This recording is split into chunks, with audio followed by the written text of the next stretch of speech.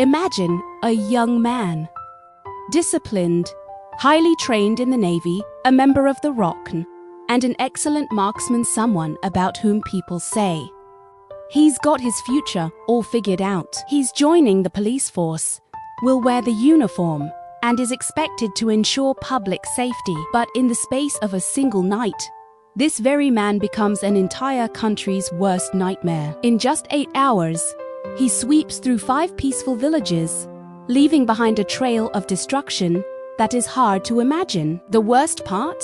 People opened the door for him, not because they knew him, but because they trusted his uniform. They thought he was their savior, but he was their executioner. Today we're looking at the case of Woo Bum-kon, the police officer who lost his mind over a minor incident and plunged an entire region into darkness. To understand what happened that night, we have to go back to Bisan. Woo was born in Choryangdong in 1955, the third of 4 sons of a police officer. His father was his role model, a figure of authority. But in his senior year, Woo's world falls apart. His father dies of colon cancer just before an important promotion. Suddenly, there is no money left, no security. The quiet, intelligent boy becomes a man under enormous pressure. He follows in his father's footsteps, but on a difficult path. He joins the Marine Corps in South Korea, known as the Republic of Korea Marine Corps, or OKMC. There, in the military, he discovers his one true talent. He is a phenomenal marksman. He hits targets that others can't even see. In 1980, he returned to active duty as a police officer. He was competent, yes, but his colleagues quickly noticed that beneath the uniform, something was simmering. He was considered easily irritable. He carried his father's legacy and the discipline of the Navy within him, but he could not find peace. When he was finally transferred from the city of Bisan to the countryside, it didn't feel like a job to him, it felt like the end. Immediately after his discharge from the Marine Corps in 1978, he joined the South Korean National Police. He was initially stationed in Bisan, his hometown. Duties: basic patrol duty, street patrol. Colleagues described him as a skilled marksman, but emotionally unstable. Woo Bum-kon had a serious drinking problem. He drank frequently, became aggressive, and lost control. He often came home drunk, became loud, and turned violent. He also abused alcohol while on duty, behaved inappropriately, and provoked his colleagues. Because of these problems, he was transferred from Bisan to remote police stations. If you had lived in his neighborhood and seen him every day, you would have thought he was a cold-blooded killer who didn't even spare children. What do you think of this monster in the picture? Let me know your thoughts in the comments. And that spark came on the afternoon of April 26, 1982. It sounds like a bad joke, but it's the bitter reality. Woo was sleeping before his night shift. A fly landed on his chest. His girlfriend Chun saw it and wanted to swat it. She clapped her hands on his chest. The fly was dead. But Woo was wide awake. He exploded. A simple little slap triggered an uncontrollable rage in him. He left the house, went to the police station, and began. Drink heavily. Whiskey, lots of whiskey. In his mind, there was no turning back. He no longer wanted to be just a cop.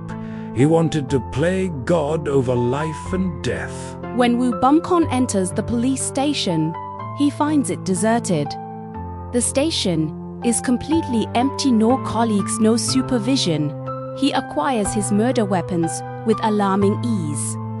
But make no mistake, the guns and grenades were merely a means to an end.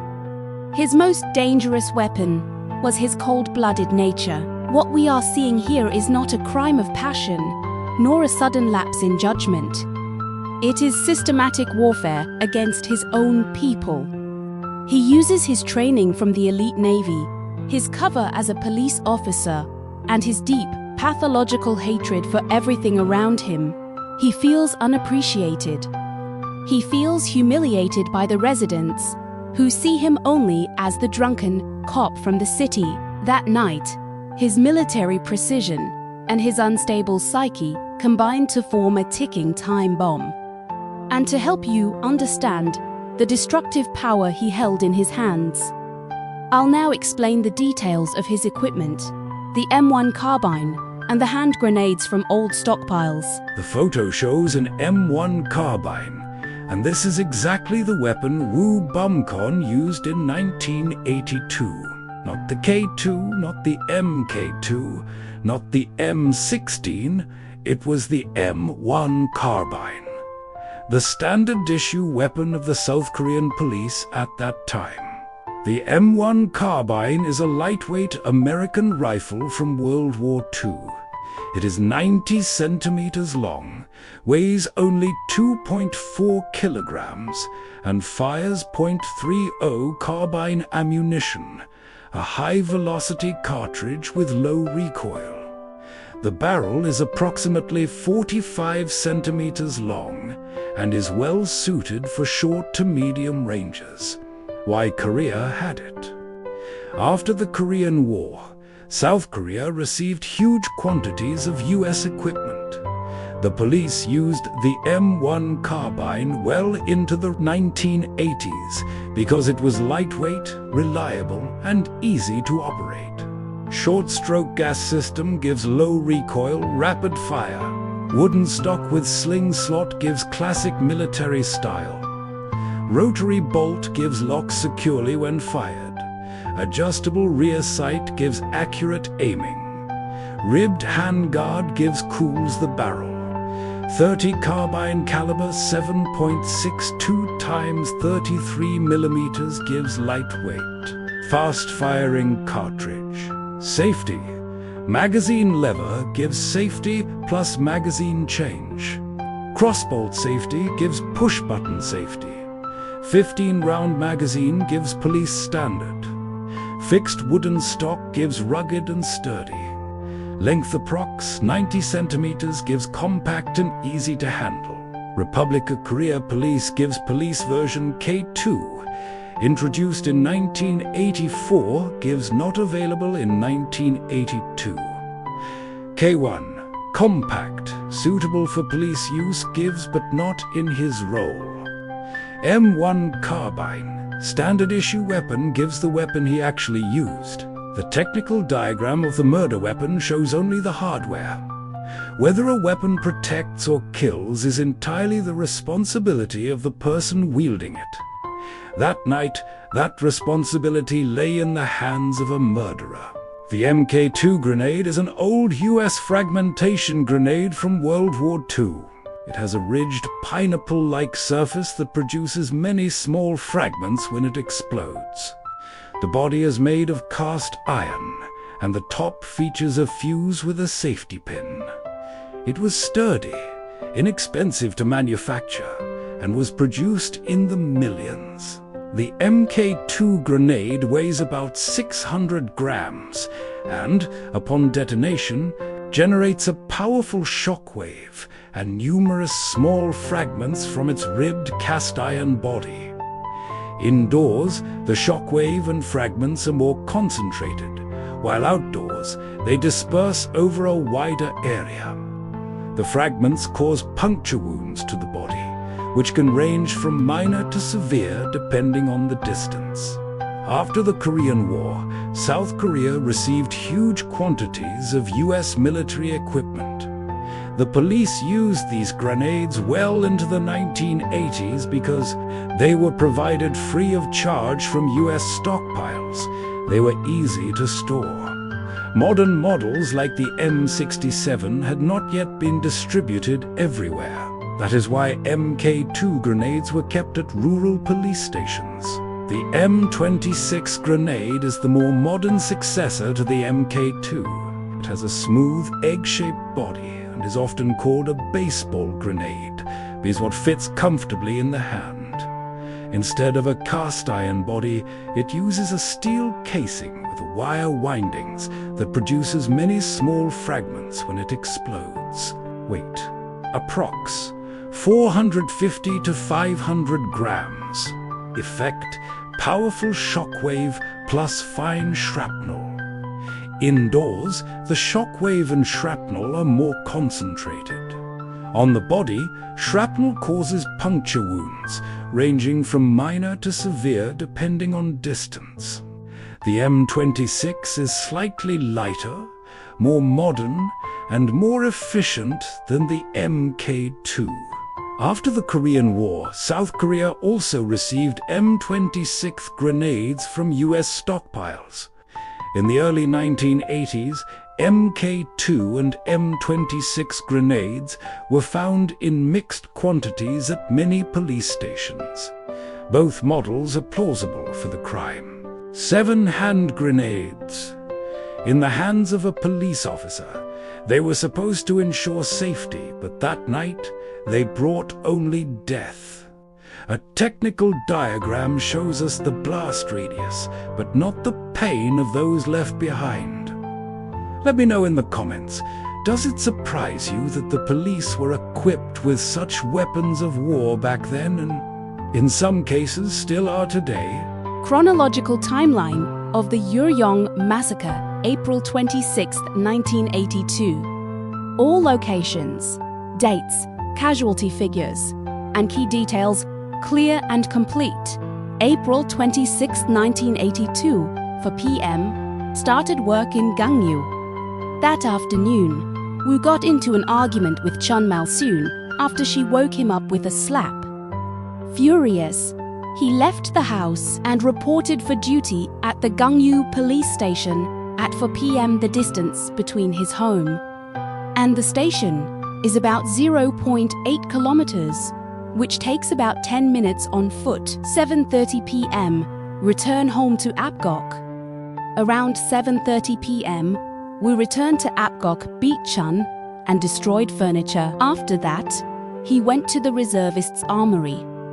The distance between his house and the armory is about 0.5 kilometers, which takes about 7 minutes on foot. There, he took to M1 carbines, 180 rounds of ammunition, and 7 hand grenades. 8 p.m. Access to the armory. According to American reports, Woo gained access to the armory by offering to cover a colleague's shift. His 4 colleagues were not present, as they were reportedly visiting a hot spring. Woo left the premises via side paths so as not to be seen. 9:30 p.m. First murder and attack on the Togok post office. At around 9:30 p.m., Woo shot a pedestrian and walked into the post office in Togok. There, he killed 3 people, including a telephone operator, and cut the phone lines. The distance from Apgok to Togok is about 4 kilometers over rocky terrain, which takes about 50 minutes on foot. 10 p.m., returned to Apgok and another attack. At around 10 p.m., we returned to Apgok and shot 6 people. He returned home and shot his fiancée Chun, who was seriously injured. She survived. What do you think? Did he have any feelings? How can you hurt the person you love? Or was it all just an act on Woo's part? The distance from Togok to Apgok is about 2 kilometers, which takes about 25 minutes on foot. Woo used narrow dirt paths to avoid being spotted. 10:30 p.m. Kim Rudong and the attack on the Shin family in Unjai. He forced him to go buy a drink, and the student brought back a soda. Kim Rudong went into the Shin family's store. He gave the soda to Woo. When Woo took the soda, he took a sip of it. Then Woo shot Kim Rudong before the young man had any idea what was happening, leaving him no chance to escape. Woo attacked shop owner Shin Wee-do and his family. Shin Wee-do was shot in the leg but managed to escape and survived. His wife and 2 daughters were killed. The distance between Apgok and Unjai is about 1.5 kilometers, which takes about 18 minutes to walk. Woo continued his attacks at the marketplace and killed another 14 innocent people there. He made his way through narrow alleys and side streets that only the locals knew. Although the police had been alerted, it took them nearly an hour to assemble a team of 37 officers. The National Police Headquarters was not notified until 1:40 a.m. After the massacre at the market square, Woo continued on to Pyeongchon, distance approx. 1 kilometer. Walking time, approx. 12 minutes. Terrain, village paths, gentle incline, small bridge. 11 p.m. Attack on a wake in Pyeongchon. Around 11 p.m., Woo arrived in the village of Pyeongchon. There, he attended a wake, drank with the guests, and offered a condolence gift. When a guest reached for his weapons, Woo opened fire and killed several people who were present. He leaves the building and slowly makes his way out. The distance between Pyeongchon, the site of the wake, and Unjai, the site of Woo Bum-kon's suicide, is 1 kilometer, which takes about 12 minutes to walk. One wonders what goes on inside a person when innocent blood is on their hands, whether a narrow, tunnel-like focus drives them to make such a cruel decision, or whether something broken deep within them had already begun long before, gradually distancing them from themselves. Whether, as he made his way along those dark, hidden paths, he was still capable of thought, could feel the night, or thought of his victims, or whether he had long since become nothing more than an empty shadow, moving on blindly, deaf, and cut off from any remnant of humanity. No one will ever know. I am not the kind of person who speaks ill of the dead, but a police officer who was supposed to protect people and instead destroyed innocent lives like a monster deserves no leniency. And since there are hardly any records of what he did leading up to his suicide, all that remains is the stark truth that he had lost his humanity long before his death. 3:40 a.m. Hostage taking and suicide in Unjai. Woo later hid at Se-in Su's house in Unjai and pretended to be chasing a communist intruder. He forced the family to gather in the main room and took them hostage. At around 3:40 a.m., he detonated 2 grenades, killing himself and 3 hostages. The homeowner survived with serious injuries. My thoughts and information. I can't fathom how much suffering a young man has caused. In my eyes, he is a monster. He wiped out entire families, killing people he was supposed to protect, all out of wounded pride. But what angers me the most is that he took the lives of innocent children. He robbed them of their joy, love, lives, and dreams, just because he couldn't accept that his failure was his own fault. South Korea was a military state because the country was then ruled by an authoritarian military government under President Chun Doo-won. Here are the key points. Military control. The army and police had sweeping powers, particularly regarding surveillance and censorship. Centralized power. Decisions were made directly through the office of the president. Democratic institutions were severely restricted. Censorship and propaganda. The media were only allowed to publish content approved by the state. Suppression of opposition, critics, students, and activists were monitored or arrested.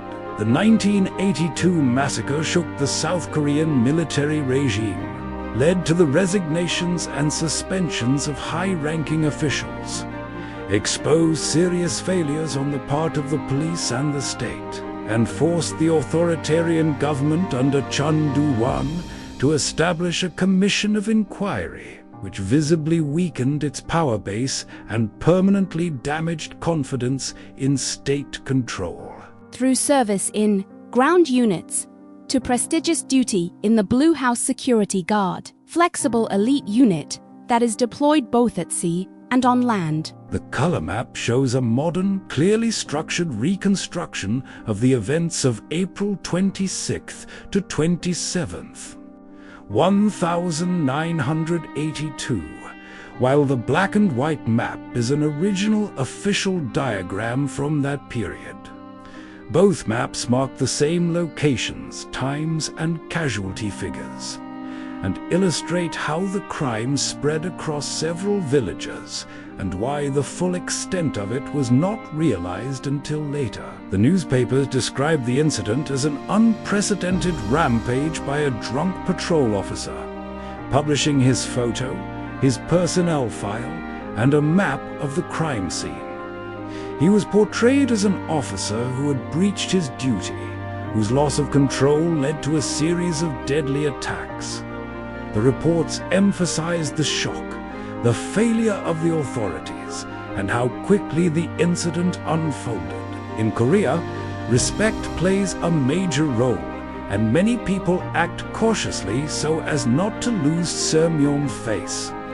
But even people in uniform, doctors' coats, or those in positions of authority are only human. Conviction and courage are not lost when you stand up, protect yourself, or speak out against injustice in dangerous situations.